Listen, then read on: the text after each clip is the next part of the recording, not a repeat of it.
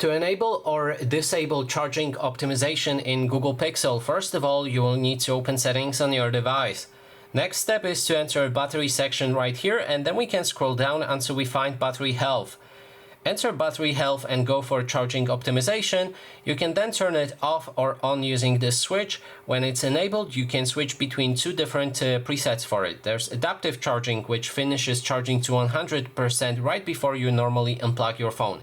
So what it does, it tries to learn when you charge your phone. So if you're doing it overnight, for example, your phone will know that, and usually you wake up and go to work on 8, let's say, then your phone will try to stop charging overnight and start charging only right before you're gonna wake up.